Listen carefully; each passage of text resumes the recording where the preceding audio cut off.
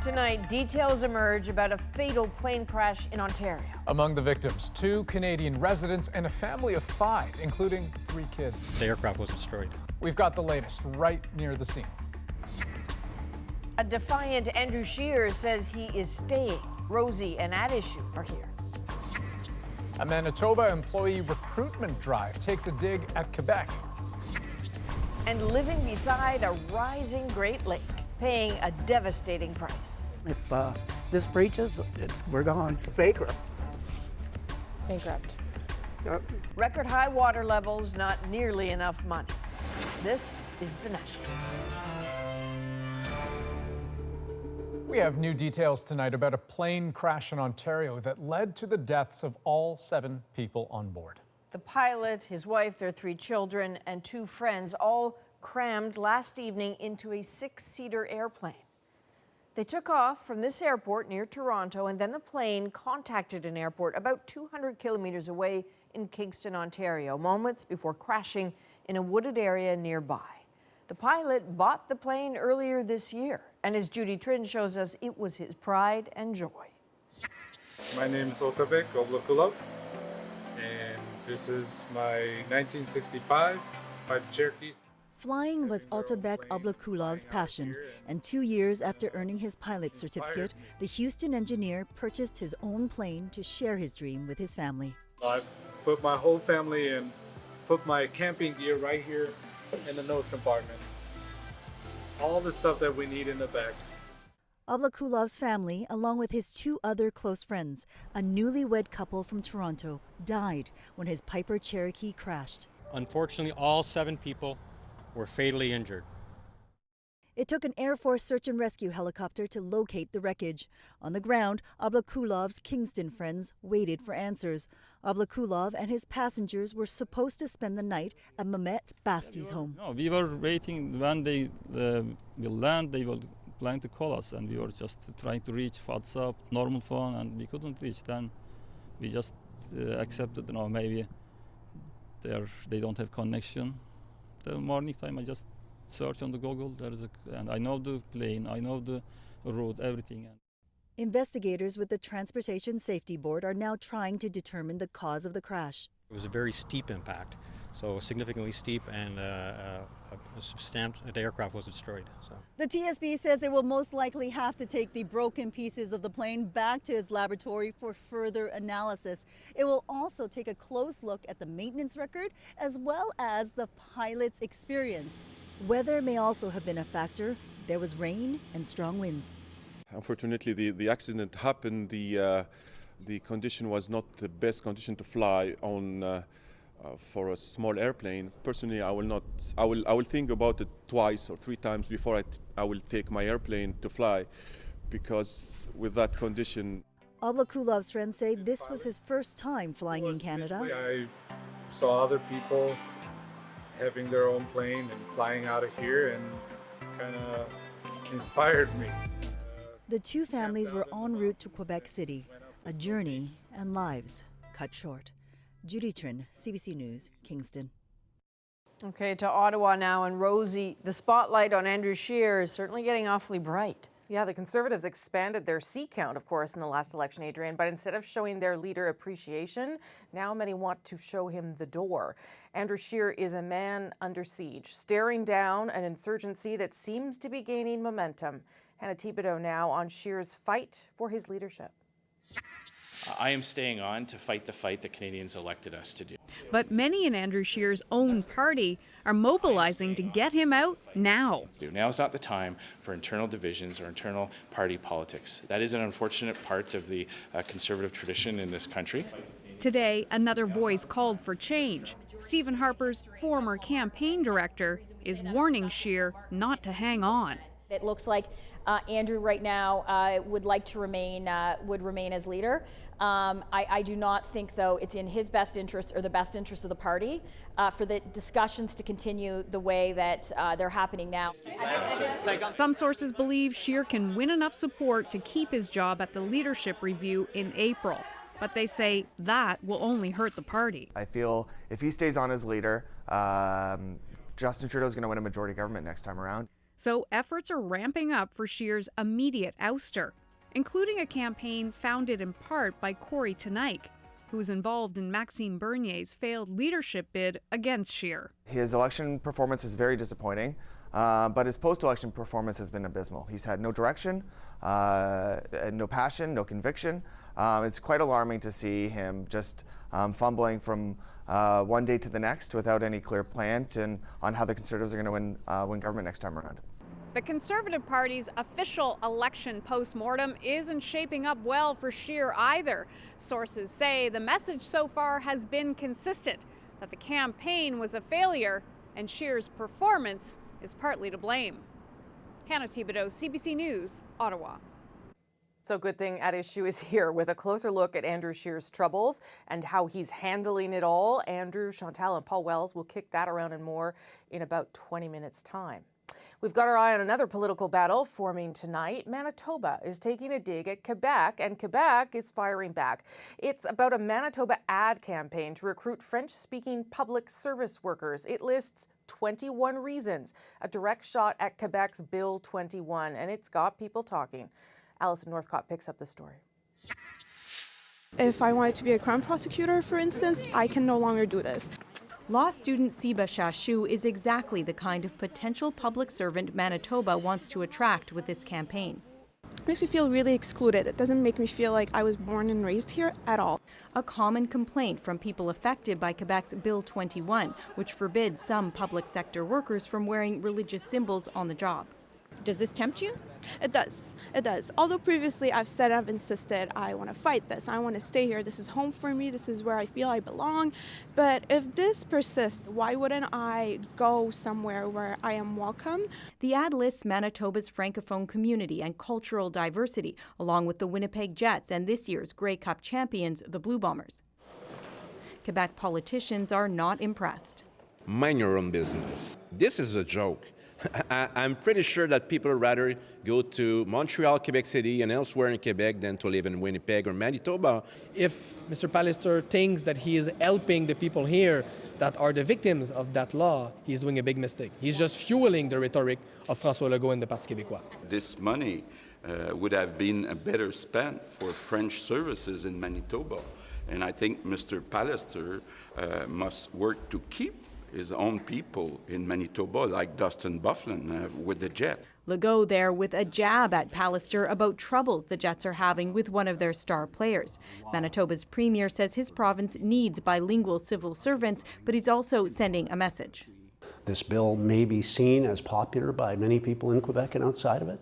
That does not make it right. Both Pallister and Legault will be at the Premier's meeting in Toronto next week. Neither say they'll back down from their positions. Alison Northcott, CBC News, Montreal. Manitoba's Premier has stirred the pot over Bill 21 before. In July, Pallister wrote letters to Quebec professional organizations, some colleges and other institutions, inviting public sector workers to head west. But Andrew, no real takers so far. Okay, Rosie. Well, the wait continues tonight for a decision on the future of Calgary Flames coach Bill Peters. But we are hearing from the former player who accused Peters of using the N-word repeatedly a decade ago, and it's about Peters' apology. Here's Devin Haru. After a flurry of reaction and days of speculation, silence as the hockey world waits and watches for the Calgary Flames' next move. And so today was dominated by statements by the two men at the center of all of this.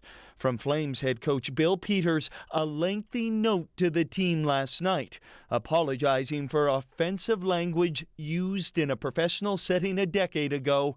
Peters also said he appreciated the thorough review of this situation being undertaken by the Flames. It's the right thing to do, he said, and I support it fully.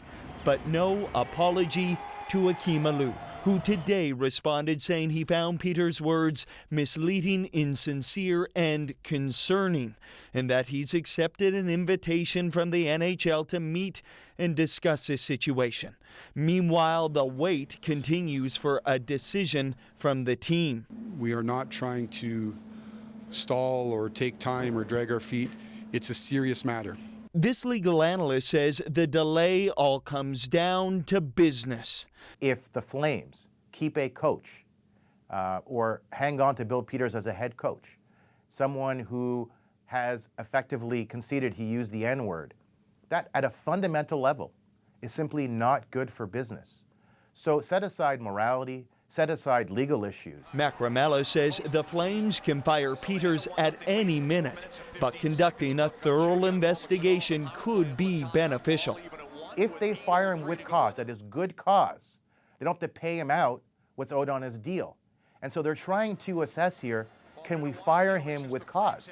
For something he said 10 years ago, precedent setting perhaps in the sports world, and a Calgary Flames team trying its best just to keep playing hockey without a head coach for now. Devin Haru, CBC News, Toronto. Mammograms are a critical screening tool for breast cancer, but for women with dense breast tissue, they can miss tumors.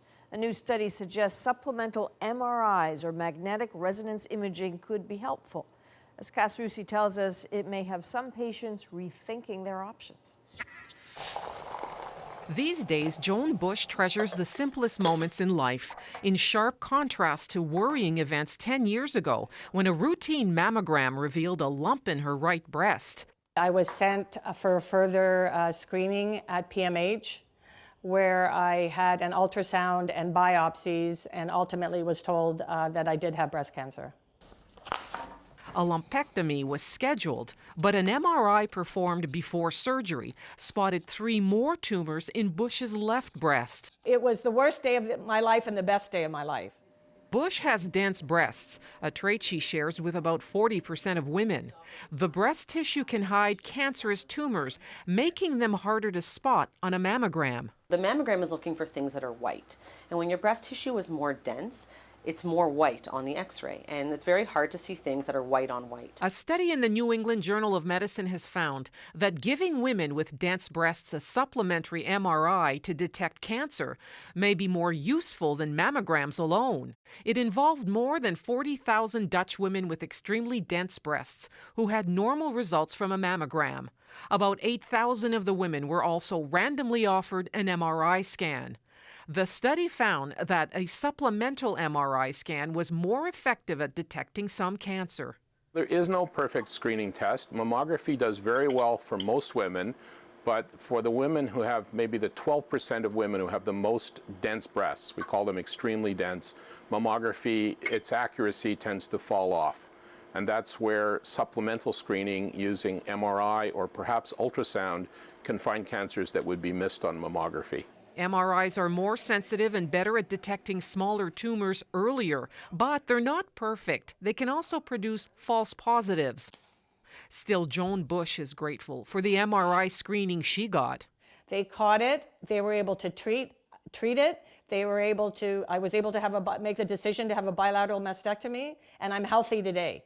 The question unanswered in the study remains whether an MRI, in addition to a mammogram, improves survival rates. Cass Russi, CBC News, Toronto. A shooting victim today sued a property owner, an alleged party organizer, and Airbnb for negligence after taking a bullet outside a Toronto home. Katie Nicholson looks into a pop-up house party that turned ugly and certainly wasn't the first to do so. Right in the back of it on this side, yeah. The last time Sean McCann was here, he left in an ambulance. It was April, and McCann and his friends had just finished exams and saw this ad for a mansion party. Soon after arriving, he felt uneasy.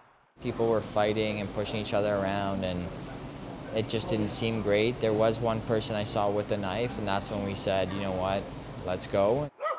He got as far as the backyard when shots were fired. McCann was hit in the back. The bullet went straight through his pelvis and exited through his groin. He woke up in hospital. The doctor said if it had been an inch to the left, I would have been paralyzed, and an inch to the right, they said I probably would have died. McCann is seeking $5 million in damages. None of the allegations have been proven in court. The realtor and the alleged party organizer did not respond to repeated requests from CBC News for comment. For its part, Airbnb says the senseless violence reported has no place in the Airbnb community, and we immediately removed the booking guest from our platform in April. Airbnb says the party mansion listing was taken down in September, but neighbors say even after the shooting, wild parties continued here all through the summer. There have been roughly 10 violent incidents connected to Airbnb rentals in the last year in Canada. And on Halloween in California, 5 people were fatally shot when an Airbnb house party got out of control. After that, Airbnb announced that by December 15th, it would take action to identify suspicious reservations and stop unauthorized parties before they start. It's too little too late. Like, I survived, but a lot of people haven't, and they need to do something to make up for everything that they ignored, and it needs to stop. Katie Nicholson, CBC News, Toronto. And we have lots more still ahead on tonight's National. A little later, At Issue, with their take on all the pressure Conservative leader Andrew Scheer is facing. But next, why owning a home on Lake Erie these days is to risk watching it slide away.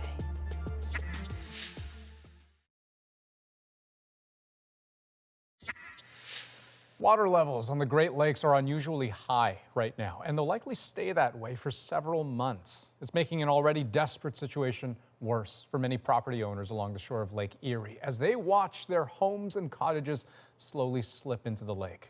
As Ellen Moreau shows us, tackling shoreline erosion is a mammoth endeavor. A stormy day on Lake Erie, relentless waves battering homes already gutted by their wrath. All through the years, it's just been kind of going eroding away. Frank Sparks grew up here, his dream of retiring on the beach now being washed away. You don't know what's going to happen. If I come back out, how much damage, or if everything's going to be lost, everything you worked for all your life.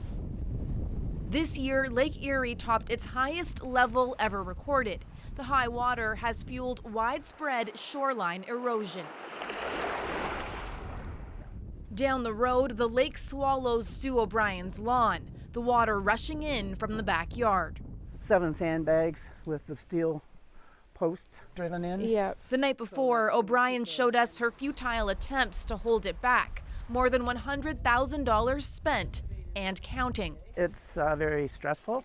Like we joke, PTSD, and I don't think that's a stretch, but we call it post-traumatic storm disorder. The capital costs here are very significant. To fight it, there have been several community meetings, but the proposals to help cost tens of millions of dollars, money that just isn't there. We bought like the cheapest house in the nicest area, right? So it's not like we have money to go and fix this problem on our own. Yeah, this was our family room. Chris Bradley couldn't fix it on his own either. Most of his cottage destroyed by the water that used to be 12 meters away. My wife can't come down here. The emotional toll on all of us is frankly too much. Bradley had little choice but to have the rest of the building torn down. I expected, to come down here and, see my grandchildren hanging out here with us, and instead I'm watching it, disappear. It's a fate others fear. With no widespread plan to ease the erosion, homeowners like Sue O'Brien are paying the price for living beside a rising lake. If this breaches, we're gone. Gone, like new house, new place. Yep. Well, bankrupt. Bankrupt. Yep. Ellen Morrow, CBC News, Erie Beach, Ontario. Among the other stories we're following tonight, heavy winds, snow, and rain caused chaos in parts of Atlantic Canada.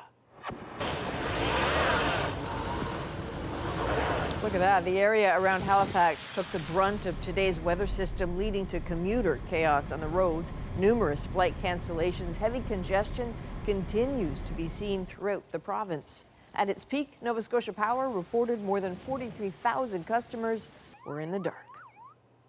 Vancouver is the latest Canadian municipality to crack down on single-use plastics.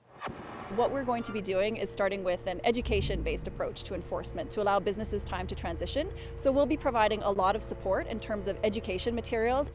Starting in April, single-use straws will be banned across the city and a plastic bag ban will follow in 2021. Businesses will also be required to charge 25 cents for disposable cups, and restaurants will only be allowed to give out plastic utensils on request. Businesses could be fined for non-compliance, but the city says it will be lenient during the transition. PEI and Nova Scotia have both moved forward on province-wide plastic bag bans. And 24-year-old Nicholas Latifi has become the latest Canadian to secure a spot behind the wheel of a Formula One race car. Definitely feel a great sense of pride, representing Canada on the world stage. I'm extremely excited, extremely motivated, and I can't wait to get started. He's from Montreal, and he will race for the Williams team. He'll join 21-year-old Lance Stroll on the racetrack next season, making this the first time in the prestigious circuit's history that 2 full-time racing seats will belong to Canadians. Well, just ahead on tonight's program, a CBC News Marketplace update. What's happened since it revealed a Toronto plastic surgeon had cameras in his exam room? And later, 30 years after 96 people died in a crush at a British soccer stadium, a jury reaches a controversial verdict.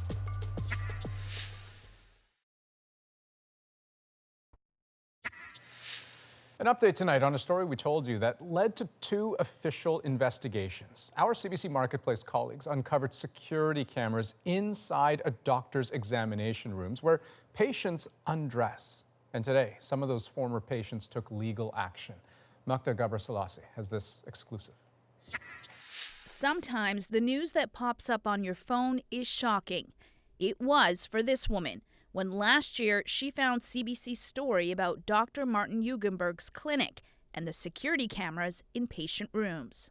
I remember I was walking through my basement reading it, and then I literally fell onto the chair.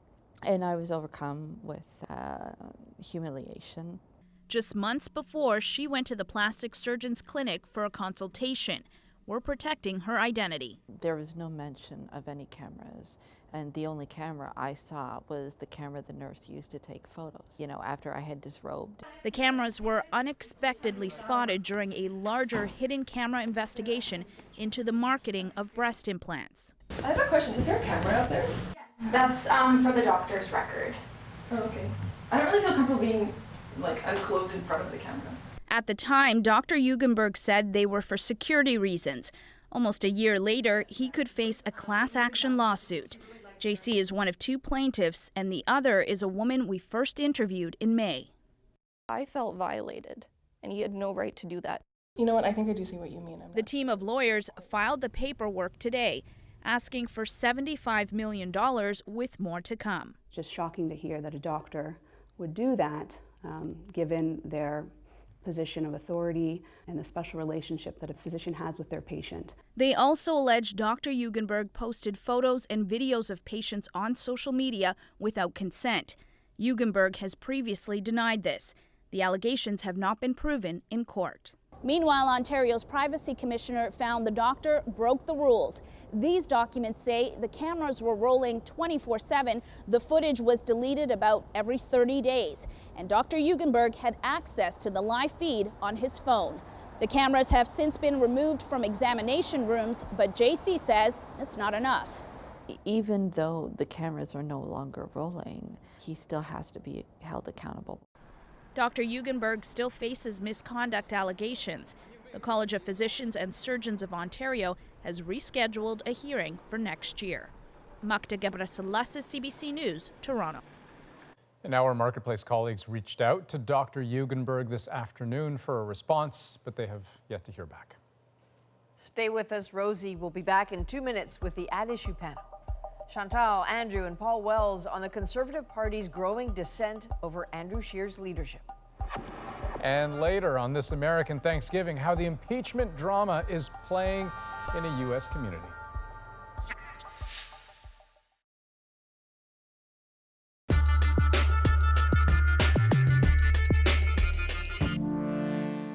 I am staying on to fight the fight that Canadians elected us to do. Now is not the time for internal divisions or internal party politics. But many people have opinions on what happened in the campaign. We're going through all of that. Clearly, there are aspects that need to be improved upon. I will be making the case to our members that we need to stay united and stay focused. Andrew Scheer today vowed to stay on as Conservative leader despite the growing criticism around his performance during the election and even calls for him to step down. So does Scheer have enough support from his caucus, from members? Is this the best strategy for the party? It's Thursday. Time to bring in At Issue, how I missed them all. Chantal Hébert is in Montreal, Andrew Coyne is in Toronto, and Paul Wells is with me here in Ottawa tonight. Good to see everybody. I'm going to start with you, Andrew, if I can. It doesn't seem as though the criticism around Scheer is going away. In fact, it seems as though people are emboldened. Like the more they hear of other people saying things, the more they feel comfortable saying something too. What do you make, I guess, of how he's handling the ratcheting up of the pressure? Well, he's not. I mean, this is the worst possible situation for the Conservatives, where a leader who's vowing to stay and large sections of the party determined he should go, which means on present form another 6 months of this, leading quite possibly to a completely inconclusive result at the convention, where he gets something like 70, 75%. Nobody can figure out whether it's enough or not. This is the nightmare scenario for them. It's to some extent, this is a reflection of the way in which he was elected. He was elected as the leader as the kind of compromise choice, everybody's second choice, the guy who people could live with, be equally dissatisfied with. And on the way up, that can work. People can decide that they're willing to compromise. When you're on the downside, then everybody suddenly discovers how dissatisfied they are with you for differing reasons. So he's getting hit by both the progressive wing of the party saying you're too social conservative, the social conservatives saying you weren't social conservative enough, the Quebec wing saying you can't win. Everybody and his dog has now found a reason why they were never in favor of his leadership. And that's not a very good situation for him. And the response today, Chantal, didn't seem, or I don't know, maybe you can't admit that you're aware of that, but it seemed to be sort of as though he was living on a different planet than the one I'm observing. Yes, and that doesn't make it true. You can repeat something forever, and it doesn't help. Most of the criticism comes from every single quarter of the party. Something called a Scheer loyalist is really hard to find, and when you're deputy leader in the House of Commons, which presumably would be the person that would have the party's back in the House while you're trying to campaign for your own job, is someone who has spent more time on the Liberal benches than on the Conservative benches. It also does not speak to a very strong palace guard on the inside. I think part of the problem is that as Conservatives are well aware, even many of the people who voted Conservative voted for the party, but very few of them said, I'm really voting for Andrew Scheer because that's who has brought me to say this is the party I want, and I'm not sure you can fix that. Paul, what do you make of it? If there are Scheer loyalists, and if there are Conservatives at a minimum, even if they're not Scheer loyalists, people who are perfectly happy to have him as the leader because they're bedrock Conservative loyalists, they should show up tomorrow night at the United Conservative Party convention in Calgary, where the Alberta provincial base of the Conservative movement is going to be gathered. If he gets a good reception there, that might help. So far, we've mostly heard from Toronto-based Conservatives who backed other candidates and my colleagues in the press gallery. I hasten to add, we haven't heard from almost anyone in the Conservative Party who supports him. If that were to continue tomorrow night, if we were to go through this weekend and it was going to be an eerie silence in the convention hall in Calgary, then I think that would suggest that basically nobody in the party has his back, and he would be in even bigger trouble than he is tonight. I mean, we're hearing a couple of things that John Baird, who had been tasked with doing this post-mortem, has finished it, and the conclusions are Andrew Scheer doesn't have a great number of leadership skills and people aren't that happy with him. I guess that'll be public at some point, and that people have said to Scheer, you might want to think about what you want to do over the Christmas break. And that's obviously come from people beside him and critics. So is that what we're headed towards? Someone who is feeling the pressure ratchet up so much that they has to leave before April? The reason why this all seems to be happening in fast forward, yes, and we have been watching a pile-on, is because of the minority status of the government and the fact that an election is not going to be in 4 years at a set date that you can predict in advance. And so, yes, we have all heard the same things. Yeah. Basically, there is some consensus amongst people who are not just the press gallery or people in Toronto, but many people who were identified very closely to Stephen Harper, for instance, and who have fought those battles, that Scheer should not be allowed to go on until April in a battle that he will emerge from even weaker than he is going in, and that ideally he should be gone by the end of the year. Whether that happens or not, whether that's wishful thinking, I can't tell you. But for sure, that is the goal. Or something has to change. Like something has to markedly change in the way he's approaching things, Andrew, if he plans to hang on. Yeah, I don't think there's much he can really change. I mean, there's a lot of things the party has to change. He is a symptom rather than a cause of a lot of the conservative weakness. Their failure to define themselves, their unwillingness to say what they stand for because they're afraid they can't actually sell it. And some of the things that people are criticizing Scheer for are exactly in that pattern. So as I say, to some extent he's being unfairly blamed for this, but in and of himself, you know, there's two reasons why you might have a large base of support in the party. Either because you yourself have some compelling personal qualities that people are attached to and want to support, or because you represent some particular wing of the party.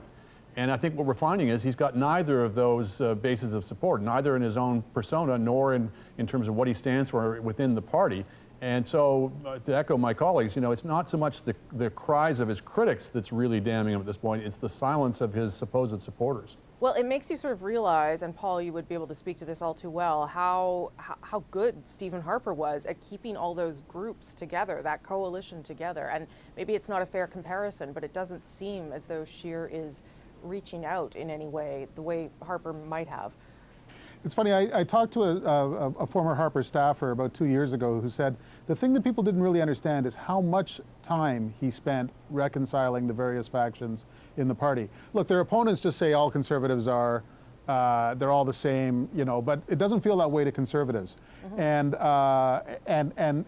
balancing off interests against interest was a preoccupation of the former prime ministers. I'm sure Andrew would say to the expense of thinking about how the country should actually be governed. Look, it helps to have more than one play in politics, and Andrew Scheer is running the same play for a third time. He won the leadership by hanging around until anxiety and concern about Maxime Bernier peaked, and then he won essentially by default. His campaign was a monument to the thought that governments defeat themselves, and he sat around waiting for Justin Trudeau to do that. And now he's waiting for what to me is an unprecedented groundswell against him to essentially die out, and there's no guarantee that that's the way it's going to go. Yeah, and talking about things that, you know, I'm not sure, I mean, today he was talking a lot about national unity, which will bring us to this next subject, but I wasn't sure I felt the same pressure there, and I wasn't sure why he was bringing it up. So let's go there. Chrystia Freeland doing a bit of a listening tour. The new Deputy Prime Minister, she met with Premier Kenney, she met with Premier Moe, just a taste of what those two premiers had to say. We're looking forward to having a productive conversation today about how we can find common ground. And Albertans are looking for a fair deal, and I certainly hope we can get down to some positive conversations about how to do that. You know, we had a good and cordial meeting with the Deputy Prime Minister. Appreciate her making the effort to come out and engage with myself here in the province of Saskatchewan and other leaders around the nation. Okay, I don't have much time, but it did seem to me like maybe a little slight dial down from the weeks previous. Chantal? I think that both premiers, Kenney and Moe, needed a reason to climb down from their rhetoric in the lead up to the meeting on Monday with the other premiers, and to the reality that, well, you know, a majority in the House of Commons, Liberal, NDP, Bloc, do not think the way that they had hoped that the government would be inclined to think. And I think Chrystia Freeland has not resolved any issues, but has given them a path to climbing down, and they have taken it. Paul? One thing we've seen is that it's almost always a good idea to have a meeting. If the opposite, if the alternative is to let that person stew by themselves and brood over how they're being snubbed. I think one thing that students of the Trudeau prime ministership will take away is that never again should a prime minister be their own intergovernmental affairs minister, because inevitably that means they don't have one. Yes. Andrew? I think this is mostly positioning. I agree with Chantal. They're climbing down in rhetorical terms. I don't think you're going to see them climbing down in terms of the substance of their positions. Sure.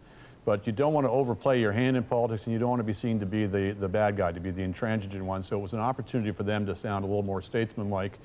No doubt, probably in the meeting, she probably rubs them a little less badly the way that Trudeau would. She probably is a bit better at the diplomatic arts, having dealt with Trump.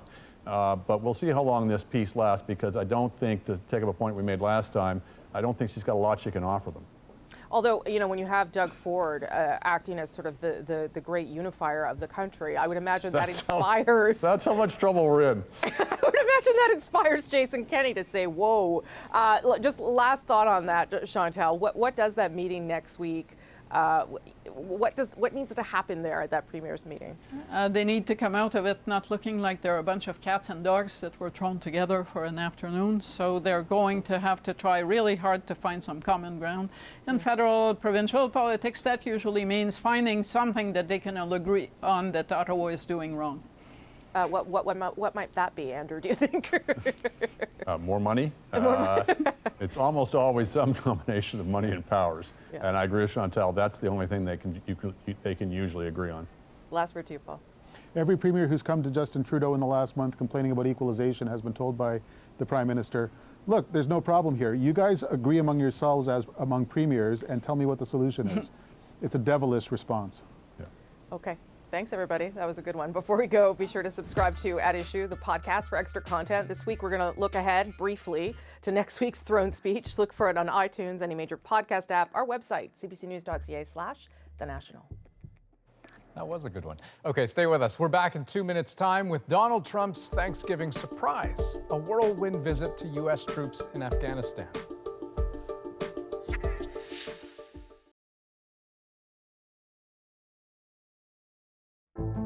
I'm Jamie Poisson, and tomorrow on CBC's daily news podcast Front Burner, after a Chinese company pulled a social video critical of the mass detention of Uyghurs, we look at TikTok, censorship, and politics.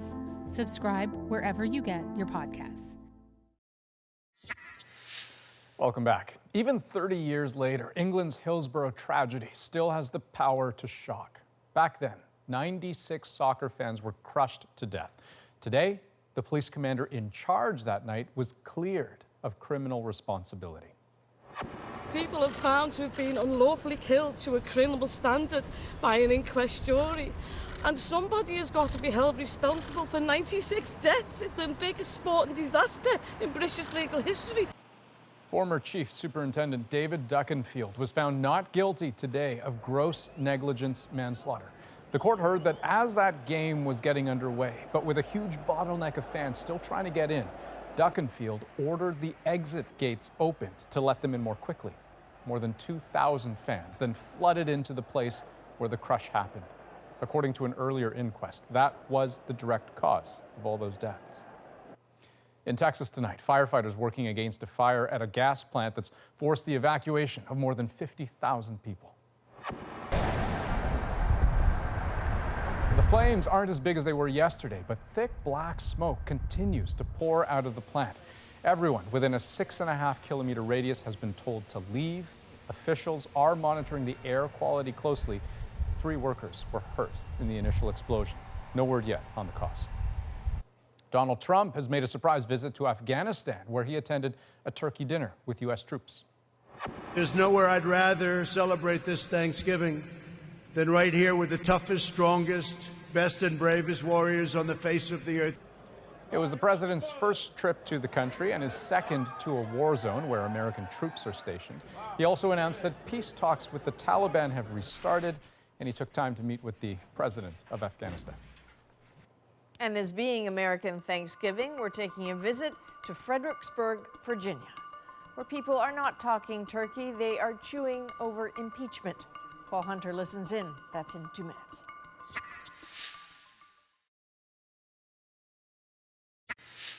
Welcome back. In the wake of blockbuster impeachment hearings, there's little debate now over what the U.S. president did and little movement in the polls, which show just under half the country supports him anyway. But polls are snapshots, they're not stories. So for one of those, we turn to Paul Hunter in a Virginia swing district bracing for its Thanksgiving weekend, deadlocked over Donald Trump. On a bright and sunny day in downtown Fredericksburg, Virginia, it's Thanksgiving week in America. A time to consider the warm weather, the fall colors, and these days, surprise, surprise, Donald Trump. We're with Canadian television. Okay. We've been in the impeachment hearings all week. Have you? Mm-hmm. What do you think? Well, I can't say it on camera, but Say it. They'll kick his ass out. Plain simple. But here's the thing about those impeachment hearings. Say any number of polls in this country, they didn't actually move public opinion much. As we found in Fredericksburg, in an admittedly random and unscientific survey, opinions on Trump are as divided as ever. Having soaked in all that testimony, I would still vote for Trump. In my opinion, he hasn't done anything that any other president before him hasn't done. It's just they're calling more attention to him, and there's been other presidents that have done far worse. and on the other side of the great divide. Did you watch any of the hearings? I watched it a little of it. What do you think? I think he's guilty. Pretty much. Did you think that before the hearings? Yes. In other words, when it comes to Trump, opinions are what they were. Still, as we were reminded, there was value in watching the testimony. What did you learn about your president? I learned that he's a bully, and that some people did not go along with what he was doing, and they told the truth. And they're pushing that impeachment witch hunt. As ever, Donald Trump has his own views on what America thinks of it all. Everybody said, that's really bullshit. And the crowd cheered. But then again, it's a Trump rally. Back on Main Street, Fredericksburg, thoughts on impeachment remain split. I think it should go ahead. Personally, would rather see, the election take place and have him being voted out, but I think he's doing harm to the country. No, it's just the other party trying to go ahead and bring him down. And they come up with different things just to go ahead and bring him down. All that said, there is something, at least today, on which all seem to agree. On this American Thanksgiving, no politics at the dinner table. I'm actually not having dinner with one of my brothers in Richmond because of that. Because? Of the divisiveness in our family. Because of the current political climate. 3 years of divisiveness, yes. It's very sad. A feeling shared by most we met on a day they used to be able to set it all aside. Not anymore. Paul Hunter, CBC News, Fredericksburg, Virginia. And just ahead, a police force in Atlanta has some fun at their own expense. Suffice to say, it's about the loss of some donuts, and it's our moment next.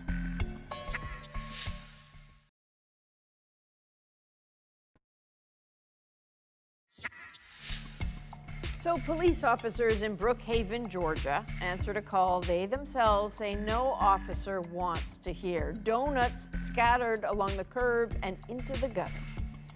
So they did their duty, but decided to poke fun at themselves at the same time. The reaction to their playful statement is our moment. Honest to goodness, pulling up to it, I just thought, no, this is a waste of perfectly good food. There were no actual traffic incidents, no crashes. Only the donuts met their demise. We don't even like to be seen in public with donuts because people kind of make jokes. We thought this was just a good chance to kind of play on a stereotype, but still, talk about a real event that had happened and just kind of have fun with it and engage our public. Another police department, maybe 20 miles or so north of us, actually had 24 donuts delivered to us, sort of with their condolences. They said they hoped it would help us cope with the loss. In fact, a day after we posted it, someone who had seen the post in Arizona actually had another couple dozen donuts delivered to our police station. In total seriousness, I think this is a great example of sort of never knowing what's going to take off. Everybody's been hugely positive, sort of sending their condolences and laughing about it with us. How they didn't know a story about cops and donuts would take off is completely beyond me. I love that story for your loss. Hope this helps. Yeah. No, very, very funny. And I mean, good on them for kind of taking it in stride because, like, I empathize with them in the sense that I feel like every profession has at least one kind of cringy joke that they have to deal with by people who are not part of that profession. And for like the number of times that I've gotten the question, oh, hey, do you guys have to wear pants behind the desk? And of course, the answer is the answer. Well, I was to going that. to say sometimes. Oh, nice. Boy, this went south really fast. That's the National for this Thursday, November 28th. Good night.